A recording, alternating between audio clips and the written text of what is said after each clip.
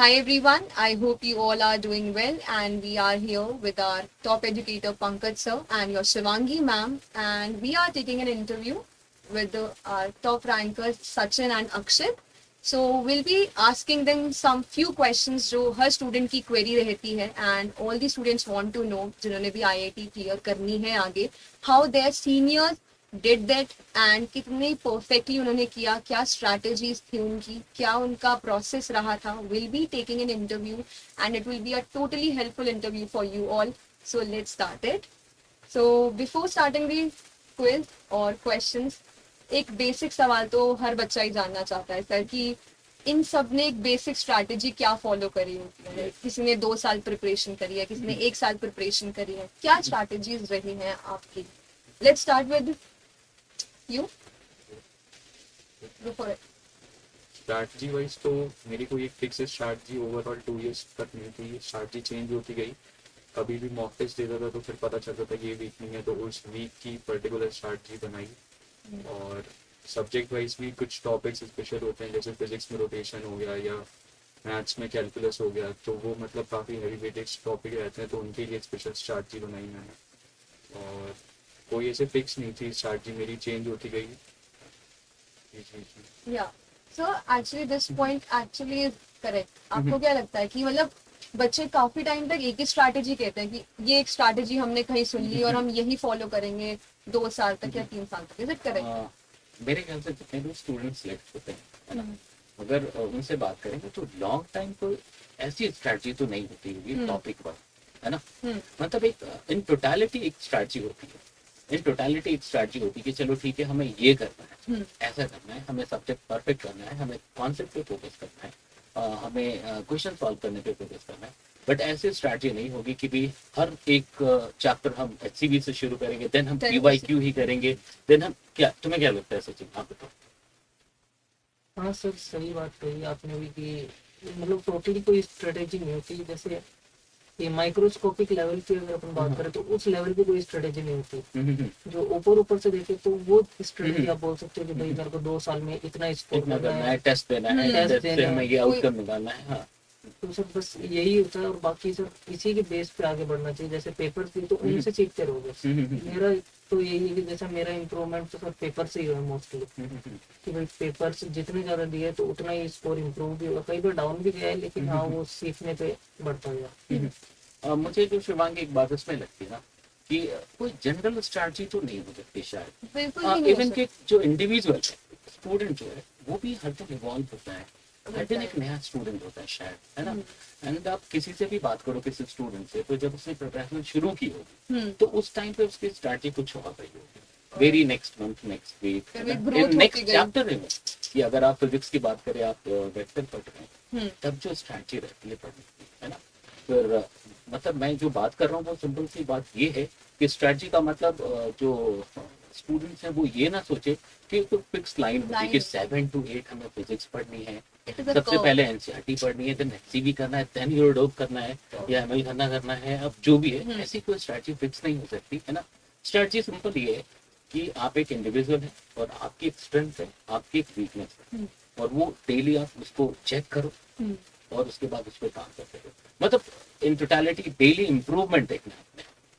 ठीक है, ये तो है. वही एग्जैक्टली यही चीज हम देख सकते हैं कि almost this is what make them different from the other rankers और अदर स्टूडेंट्स. क्योंकि हर बच्चे ने 90% of the time as you said कि एक जगह से सुनी कि ये स्ट्रैटेजी फॉलो करता है, कि इस टॉपर ने ये स्ट्रैटेजी फॉलो करी and they start doing it. But eventually जो एक जनरल स्टूडेंट होता है जिसे एक्चुअली में आईआईटी करनी है, वो इतना फोकस स्ट्रैटेजी पे नहीं, अपनी स्ट्रेंथ्स को बिल्डअप करने में करता है, और वही बाय प्रोडक्ट की स्ट्रैटेजी अपने आप निकल आती है जो आप बोल रहे हैं स्ट्रेंथ. हाँ, मैं एक बात ऐड करता हूँ इसमें कि मेरे ख्याल से स्ट्रैटेजी वर्ड को हम मिसअंडरस्टैंड कर रहे हैं. स्ट्रैटेजी का मतलब मेरे ख्याल से ज्यादातर स्टूडेंट ये समझते हैं कि फलाने चैप्टर में इतने DPP होने चाहिए, इतने नंबर ऑफ क्वेश्चंस होने चाहिए, इस टाइम पे रात को डिनर के बाद हमें थोड़ा पढ़ना चाहिए, और अर्ली इन द मॉर्निंग हमें याद करने वाली चीज देखनी चाहिए. तो वो शायद इस चीज को स्ट्रैटेजी से समझते हैं.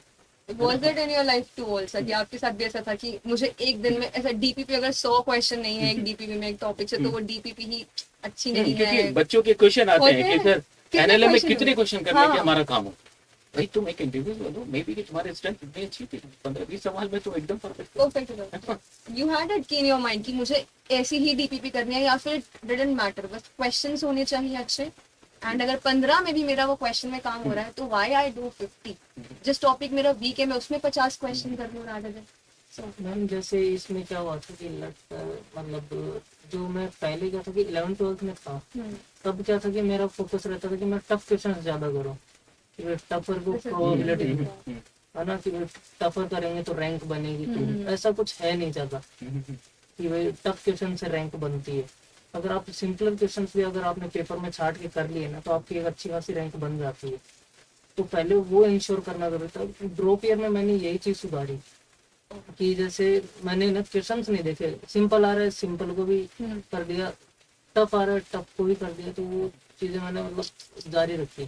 तो भाई जो भी क्वेश्चन आ रहा है वो करना है। जैसे एक सोर्स ऑफ मोटिवेशन थे पापा ने बोला कि भाई तू क्वेश्चन मत देख कि भाई कैसा आ रहा है कैसा आ रहा है, जैसा भी आ रहा है लगाना है मेरे को, चाहे बियॉन्ड आईआईटी हो, बाहर का हो, थोड़ा सा बाहर का हो, तो करके तो देख। एग्जैक्टली अगर नहीं हुआ तो वो बाद की बात है। यहाँ एक चीज मैं आपसे ऐड पूछते कर हैं ना बच्चे कि सर टफ क्वेश्चन करें कि इजी क्वेश्चन मैं करें। ऐड करना चाहता हूँ इसमें, जैसे सचिन ने बताया कि इसने क्या एक्सपीरियंस किया कि सिंपल क्वेश्चन से भी अच्छा किया जा सकता है, लेकिन एट द सेम टाइम कोई एक और स्टूडेंट होगा जिसने भी अच्छी रैंक ली है, मे बी कि उसकी स्ट्रेटजी डिफरेंट होगी। वो ये चाहेगा कि ठीक है मैं एकदम से टफ को क्रैक कर लेता हूँ तो मेरे को वो कॉन्फिडेंस वो लो आ जाता है। तो वही मैं कह रहा हूँ कि जो स्ट्रेटजी है वो इंडिविजुअल टू इंडिविजुअल वेरी कर रहा है ना, कि भाई जबकि सिंपलर क्वेश्चन करना एक बहुत अच्छी स्ट्रेटजी, कि सिंपलर क्वेश्चन करके हम कॉन्फिडेंस गेन कर लेते हैं और एक फ्लो गेन करते हैं। Flow is very much important, है ना, flow is very much important, तभी हम टफर क्वेश्चन एंड ऑल कर सकते हैं। लेकिन फिजिक्स में आपने ये भी देखा होगा, ऑब्जर्व किया होगा कि अगर आपने रोटेशनल बहुत अच्छा कर लिया तो बाकी के चैप्टर्स में एक्स्ट्रा एज आ जाता है। मे बी कि उसका एकदम से डायरेक्ट कोई कनेक्ट नहीं है, लेकिन एक कहते हैं ना कि भी एक एक्स्ट्रा मतलब एग्रेशन आता है आपके अप्रोच में, और वो बहुत जरूरी है ना। इन बातों को आज के में ये बहुत सारे स्टूडेंट ऐसा करेंगे आज मैकेनिक्स कमा रहा है उसको आखिरी में करें, ये भी कुछ बड़ी मुश्किल है। वही एंड रिजल्ट सोच के, वही जो आपने एक लाइन बताई थी कि प्रोसेस को भूल गए, एंड रिजल्ट देख रहे हैं, लोगों को देख रहे हैं, तो बस उसी कह रहा हूँ घूम रहे खत्म। जबकि इम्पोर्टेंट प्रोसेस है, एंड हर एक इंडिविजुअल का जो प्रोसेस है वो इंडिविजुअल प्रोसेस होगा और एक डिफरेंट प्रोसेस। पंकज सर यही बता रहे थे कि बच्चे एंड प्रोसेस को देख के सारे टॉपिक की, अच्छा अगर इस साल ये टॉपिक आया है तो अब यही टॉपिक करेंगे, चाहे अच्छे से ना आता हो, और जो अच्छा आता है उसे छोड़ देंगे कि वो आ नहीं रहा है। तो प्रोसेस को जो लीव कर रहे हैं इसकी वजह से, that is what making them different. One more thing जो मुझे लगता है कि व्हाट अक्षत ने अलग करी जब मैं इससे बात कर रही थी, वाज द फैक्ट दैट कि इसने भी डिसाइड करा था 2 साल पहले कि मैं प्रिपरेशन करूंगा, और सेम सचिन ने भी डिसाइड करा 2 साल पहले। सबके पास, हर स्टूडेंट के पास सेम टाइम था। जैसे आपने कहा था कि 1 लाख बच्चे अगर बढ़िया पढ़ रहे हैं तो उनका 1 लाख का तो IQ सेम है ना, तो फिर वो 10,000 अलग क्या कर रहे हैं। सबने डिसाइड करा कि मैंने 2 साल प्रिपरेशन करनी है, मैंने इसी कोचिंग में जाना है, मैंने इतना पढ़ना है, इतने DPP करने हैं। जब सब कुछ डिसाइडेड है तो मैं वो DPP उठा के सॉल्व क्यों नहीं कर पा रही, और ये 10,000 बच्चे वो DPP उठा के सॉल्व क्यों कर पा रहे। मोटिवेशन सेम, IQ सेम, और ये तो है नहीं कि मेरे को IIT जाने का कम मन है तो मैं कम DPP करूंगी। जो ड्राइविंग फोर्स है वहां पे ये डर क्या है कि, और ये मुझे लगता है कि ये डर रहता है कि क्वेश्चन सोचते रहे करें कि ना करें, करते हुए भी पता है बहुत बच्चों को डर लगता है कि शुरू करना चाहिए कि नहीं करना चाहिए। व्हाट डू यू थिंक, पहले तो फिर हम सर पे बताएंगे मेन आंसर।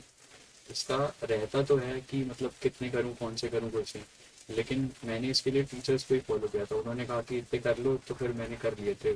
उस पर मैंने डाउट नहीं किया, अगर DPP है उतने करने हैं, सर ने बोला आज उनको कंप्लीट करना है तो फिर करके ही दूंगा मैं। अगले दिन अगर डिस्कशन होना है तो उसको मेरे को कंप्लीट करनी है, फिर रात में अगर करना पड़े या अर्ली इन द मॉर्निंग करना पड़े तो मैं करता था। और क्वेश्चन के लिए तो फिर क्वेश्चन ऐसे कम तो पढ़ते नहीं थे कि कितने करने हैं, लेकिन जो मोटिवेशन था वो यही था कि अगर डिस्कशन होने में नहीं कर पाऊंगा तो फिर शायद मैं पीछे रह जाऊंगा। तो उसका था कि करना है और कर दे देता हूँ। उस पर मतलब मैं ये नहीं सोचता कौन से करूँ कौन से ना करूँ, जो मटेरियल अवेलेबल है जो टीचर्स ने दिए उसको मैं कर दे देता हूँ। लेकिन तिवारी जी मैं एक चीज पूछता हूँ, ठीक है आप जैसे करने को बैठते थे, है ना, ठीक है, जैसे 2 आवर्स लगना है तो टीचर का डर है, आप बैठ गए, लेकिन 2 घंटे तक कैसे बैठ जाते?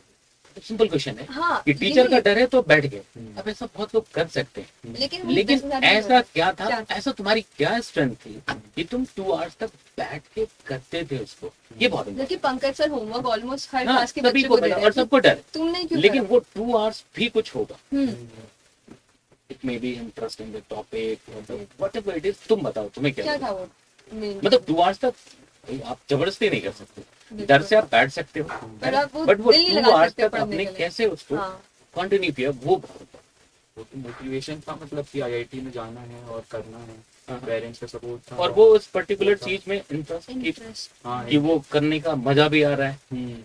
जब कॉन्सेप्ट एक बार समझ आ गए और क्वेश्चंस इनिशियली इजी वाले बनने लगे तो फिर हार्ड क्वेश्चन करने का अपने आप मन होने लगता है, और फिर जब समझ आ चुका है सब करना है तो फिर वो हो जाता है। मैंने इस पे ऐसे सोचा नहीं कि क्यों करूँ क्यों ना करूँ मैं। This is one good thing I like कि जब लोग ज्यादा सोचते नहीं है ना, लाइक इट इज, अच्छा आपने एक एग्जांपल लिया था वही डिस्ट्रैक्शन वाला जो भी आप बता रहे थे हमें कि क्या बोलते हैं, अगर कोई गेम पबजी वाला खेल रहा हो तो वो distraction, like this was a very great example. या तो आप सोच ही नहीं रहे हैं, this is I have decided I am going to do it. जैसे ही हम वो सोचने वाला प्रोसेस कर देते हैं ना कि अगर मैं करूंगा तो दिन के एंड के बाद क्या मैं आईआईटी क्लियर कर पा रहा हूँ, कोई फ्रंट सीट पे रखा हुआ है आईआईटी का आइडिया, जब आपके, जबकि हमें बैक सीट पे रखना चाहिए। आईआईटी डिसाइडेड है, कर लिया, अब क्या, वो डिस्ट्रैक्शन वाली चीज। एग्जैक्टली वही सवाल पहले सचिन से पूछ लेते हैं, हाँ। फिर उसको उस हाँ, सवाल को कंक्लूड करते हैं, जनरलाइज करके जनरली कि सचिन सवाल बिल्कुल वही है सेम। कि भी ठीक है,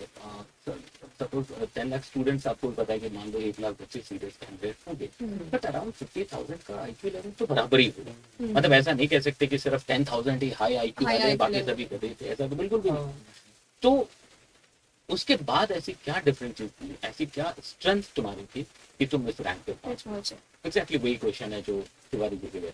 सर इसमें एक ये था कि जैसे सर मैं ड्रॉप ईयर में था तो सबसे बड़ा तो यही था कि भाई इस बार अगर कुछ नहीं हुआ तो फिर आगे भी कुछ नहीं होगा।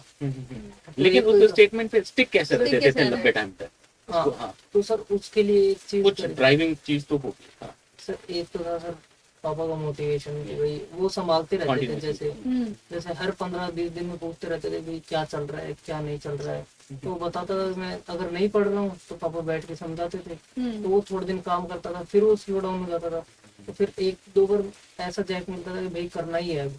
वो इस वजह से कि भाई जब दोस्त लोग जब बराबर का बंदा हो वो आगे निकल रहा है तो वहां से भी एक मोटिवेशन आता है कि भाई ये- पॉजिटिव कंपटीशन। हाँ, पॉजिटिव कंपटीशन। तो वो उस जगह पे है ना एक ड्राइविंग फोर्स वर्क करता है कि भाई वो कर गया तो अपन भी कर ही लेंगे, इतना तो है कि भाई उससे आगे तो निकलने की अपने वो है।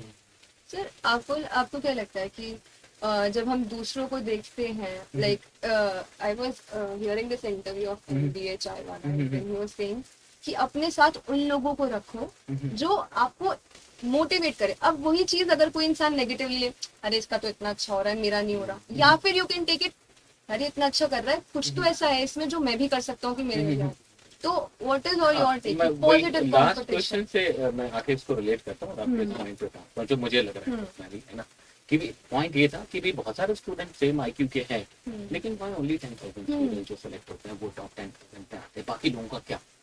तो आप कहोगे कि वो पढ़ाई नहीं करता, ठीक है, क्यों नहीं करता और आप क्यों पढ़ते हैं? कुछ तो एक पॉइंट होगा। तो यहाँ से मैं बहुत पुरानी बात मैं आपको बताता हूँ और शायद आप इस पर रिलाई भी करेंगे। तो विवेकानंद जी से एक बार पूछा गया कि आपको क्या लगता है कि भाई डिफरेंस क्या है एक सक्सेसफुल पर्सन में और एक ऑर्डिनरी पर्सन? तो उनका स्ट्रेट रिप्लाई था डिग्री ऑफ कॉन्सेंट्रेशन। अब आप कहोगे कि जो कॉन्सेंट्रेशन है इससे रिलेवेंट है, मैं बताता हूँ कि जो कॉन्सेंट्रेशन जो चीज है वो कहाँ से करें। तो वो जो बात होती है ना कि भी मैंने जो पूछा कि 2 आवर्स तक आप कैसे पढ़ लेते थे, या सचिन भी कैसे अपने फादर से मोटिवेट करते थे या फिर फ्रेंड्स को देख करके होते थे, तो कुल मिलाकर के कहीं ना कहीं से वो फोकस वाली चीज, फिर वो कहीं ना कहीं से डिस्ट्रैक्शन से कनेक्ट है ना, कि भाई क्या चीजें आपको किस चीज में डिस्ट्रैक्ट कर रही है। लाइक अभी आपका अगर प्राइम फोकस जेई है, लेकिन आप किसी और चीज में अगर आप जेई की तैयारी नहीं कर रहे हो तो कुछ ना कुछ तो कर रहे हो, या तो सपने देख रहे हो जेई के, या तो कुछ और चीज कर रहे हो। तो वो सारी चीजें मेरे ख्याल से डिस्ट्रैक्शन का रोल प्ले कर रही है वहाँ पे, क्योंकि उन चीजों में इंटरेस्ट ज्यादा है इन सिंपल लाइफ। ठीक है, तो मतलब कुल मिलाकर के हमें हर इंडिविजुअल का अलग मामला होगा, बट एक स्ट्रेट जो टारगेट होना चाहिए कि पर्टिकुलर तैयारी में हमारा इंटरेस्ट रहे, है ना। तो जैसे इसका भी इंटरेस्ट कुछ था, इंटरेस्ट बना रहता था टॉपिक पे, उसका भी मेरे ख्याल से कुछ था जो इंटरेस्ट बनाए रखता था, मुझे ऐसा लगता है। वही इंटरेस्ट, आप बिल्कुल सही कह रहे हैं कि एटलीस्ट अगर आप एक भी सब्जेक्ट में ना फिजिक्स केमिस्ट्री मैथ्स में इंटरेस्ट जनरेट कर भी रहे हैं ना, तो वो आपके बाकी 2 सब्जेक्ट्स में अपने आप हेल्पफुल हो जाएगा। बिना इंटरेस्ट जनरेट करे एक फिक्स गोल रखना कि बस जाना है IIT, that will never work for you, for that you need interest. और वही बिल्कुल चीज बिल्कुल, उसमें अगर एक पॉइंट आप ऐड कर दो इन बच्चों के लिए, तो जो सबसे इम्पोर्टेंट होगा कि सबसे खराब चीज जो होती है टॉपर्स इंटरव्यू के अंदर जो इन बच्चों के लिए जाती है, वो ये पहले दिन कॉपी करते हैं कि सचिन भैया तो 10 आवर्स, हाँ बहुत, ये सचिन point भैया बहुत 10 आवर्स पढ़ते थे, तिवारी जी 12 घंटे पढ़ते थे, वो फेसबुक भी नहीं चलाते थे। मैं एक सिंपल चीज कहता हूँ, है ना, जैसे आप सभी मैथ्स फिजिक्स केमिस्ट्री सब कुछ कर चुके हैं, है ना, simple states of matter chemistry में भी है, फिजिक्स में हर जगह लिखते हैं, तो कुछ ऐसे मौके आते हैं मेरे ख्याल से P directly proportional to T लिख देते हैं, तो ऑलवेज वैलिड है। तो आप ऐसा सोचो कि ये जो बच्चे हैं इनके लिए अगर P directly proportional to T है, तो इसके साथ कुछ चीजें हैं, conditions, number of moles constant Constant है है। ना, वॉल्यूम का भी मामला है, तो भाई इन्होंने वो स्टेज अचीव कर लिया, वो पर्टिकुलर टॉपिक में इंटरेस्ट, वो फ्लो, वो अचीव करने के बाद वो 10 आवर्स बैठ रहे हैं। तो जो भी बच्चे अभी पढ़ाई शुरू कर रहे हैं, पहले वो इंटरेस्ट, वो flow is the right word, Right. Flow पकड़ना बहुत जरूरी है। और एक सिंपल एग्जांपल, मैं 1 मिनट टाइम ले रहा हूँ इसमें, सिंपल एग्जांपल कि लाइक आप साइकिल चलाना सीखना शुरू करते हैं या टेबल टेनिस खेलना शुरू करते हैं, फर्स्ट डे आपका फ्लो नहीं बनता है, नहीं, आप कंसंट्रेट भी नहीं कर सकते, क्योंकि आपके स्किल से जो चैलेंज है वो बहुत ऊपर है। स्किल और चैलेंज के बीच में जो एक इक्विलिब्रियम है वो बनना बहुत जरूरी है। फर्स्ट डे आप कार ड्राइव करना शुरू करो, सीखना शुरू करो, आप कंसंट्रेट नहीं कर सकते फर्स्ट डे, ना फ्लो बना सकते। और अगर पहले दिन आपने माइकल शुमाकर से कंपैरिजन racer है, शुरू कर दी, अब हम तो भी- गाने खराब हो जाएंगे। तो सबसे पहले हमें वो स्किल गेन करना पड़ेगा ताकि हम प्रॉपर फ्लो मेंटेन कर पाए, डेफिनेटली रिजल्ट आएगा। और मैं दावे से कह सकता हूँ, आप में से जितने भी स्टूडेंट्स हैं उसमें से मतलब 10 आवर्स मे बी कि आप 14 आवर्स कर लो, या Exactly. मे बी कि आप टॉप 100 का रैंक ले, आप शायद है सचिन ना? भैया से आगे भी तो चले हाँ, जाओ, वो डिपेंड। तो आपके आपको ऊपर है।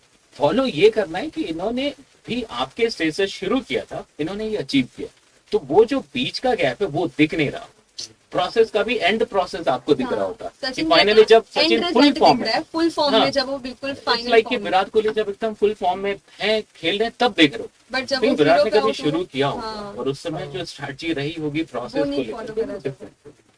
बिल्कुल सही बोला friend। एक और क्वेश्चन इस पे, ज्यादा क्वेश्चन नहीं है क्योंकि ऑफ कोर्स आप सबको पता ही है, बट एक चीज मुझे लगता है कि सेल्फ अवेयरनेस सर बहुत जरूरी है।